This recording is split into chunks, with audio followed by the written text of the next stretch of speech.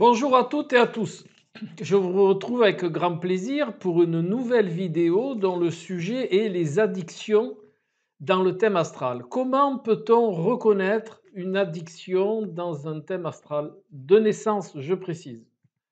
Donc, pour expliciter ce symbolisme astrologique, cette perception de l'addiction, eh bien, j'ai choisi trois thèmes astrales.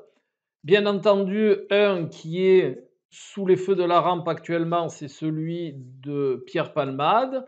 Ensuite, j'ai choisi celui de JVCD, Jean-Claude Van Damme, et celui de Gainsbourg, qui sont des personnages reconnus pour avoir vécu des addictions. Alors, dans le symbolisme astrologique, les addictions sont, on va dire, à grande majeure partie représentée par la planète Neptune que je vous montre ici, là, hein, là, qui est sous ma souris, c'est le trident, là, bleu, le trident bleu. Donc, en ce qui concerne Pierre Palmade, nous avons une opposition Neptune, ici, le trident bleu, à l'ascendant ici, qui se trouve dans le signe du taureau. Donc, la littérature astrologique et moi-même, nous enseignons que les oppositions entre l'ascendant et Neptune engendrent souvent des phases de burn-out, de dépression et des addictions.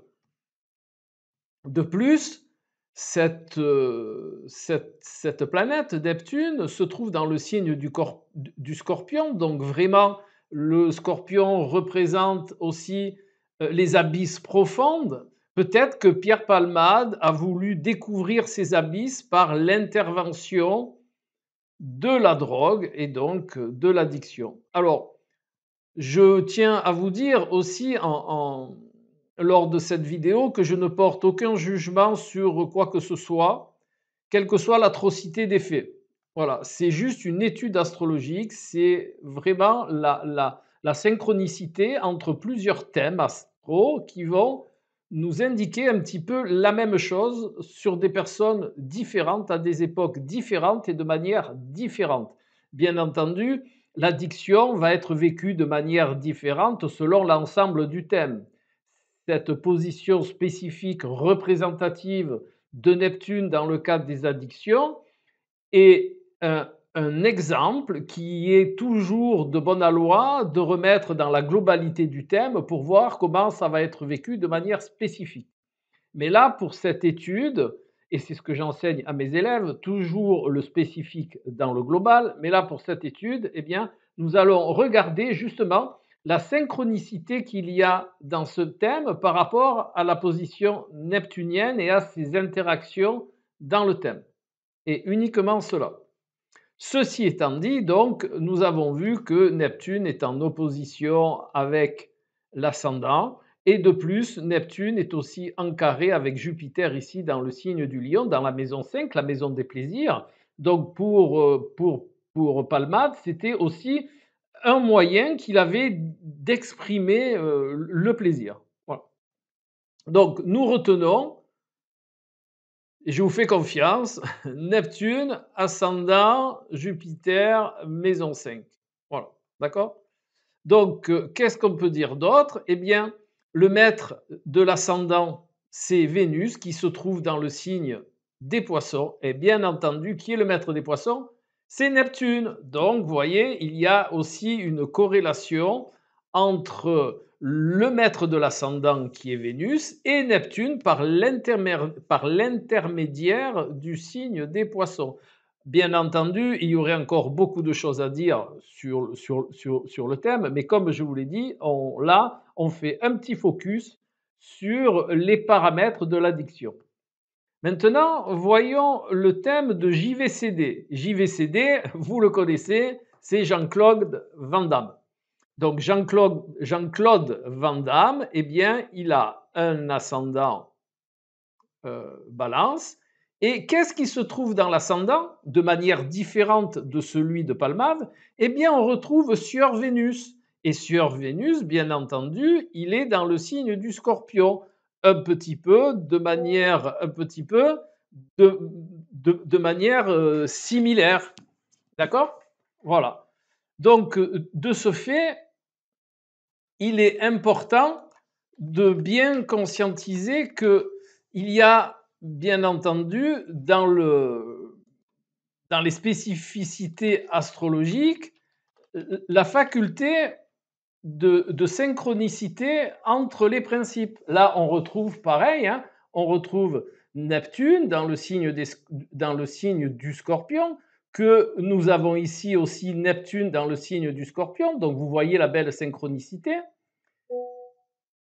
Ici, nous avons donc aussi le signe du Scorpion, avec Neptune dedans, et cette relation avec l'ascendant. Donc, on peut dire que c'est, vous voyez, même si vous ne connaissez pas l'astrologie, vous pouvez repérer que eh bien, les facteurs sont un petit peu distribués de la même manière entre les deux thèmes.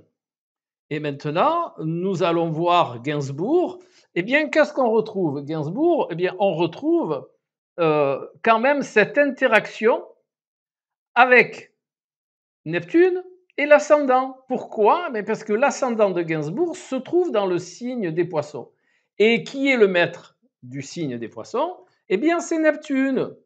Voilà, et on retrouve cette synchronicité avec ces mêmes facteurs. Alors, bien entendu, placés de manière différente, c'est vécu différemment, mais vous voyez que les synchronicités sur 3 personnes qui ont vécu des addictions, eh bien, on retrouve ces mêmes principes. Alors, vous pourrez toujours me dire, oui, c'est le hasard, c'est machin, c'est tout ce que vous voulez, mais en attendant, on le retrouve et je dirais, eh bien, je dirais que la littérature astrologique et mes études personnelles, eh bien, corroborent le fait que Neptune a toujours une interaction de quelque manière que ce soit avec le phénomène des dépressions, des vagues à l'âme et puis des addictions. Et il faut bien penser aussi que Neptune, c'est aussi la planète qui régit les comas. Les comas étant une overdose, hein. J'ai fait un cursus en milieu hospitalier et le coma est une overdose contrôlée. Voilà. Donc, vous voyez que Neptune gère aussi ce phénomène des comas, mais aussi il a sous sa dépendance le phénomène des anesthésies. Les anesthésies, c'est pareil, on va dire, une overdose contrôlée. Voilà. C'est tout ce qui vous met dans un monde inconscient, dans un monde irréel. De plus, Neptune est la planète de l'impalpable, de l'inconscient. C'est la planète de la non-matérialité et des mondes un petit peu psychédéliques aussi. Donc, vous voyez, j'ai fait ça juste, petite vidéo, juste pour vous montrer que on retrouve un petit peu les mêmes, les mêmes facteurs astrologiques chez 3 personnes différentes qui ont vécu des addictions de manière différente, bien entendu. Et je pensais que, à l'occasion de cet horrible fait divers, qu'il était de bonne loi de vous préciser qu'en réalité, on peut avoir une idée. Alors, je dis bien une idée, hein, je ne détiens aucune vérité. L'astrologie n'est pas vérité absolue, mais on peut retrouver des synchronicités. Voilà. Allez, je vous retrouve tout bientôt pour une prochaine vidéo. Au revoir.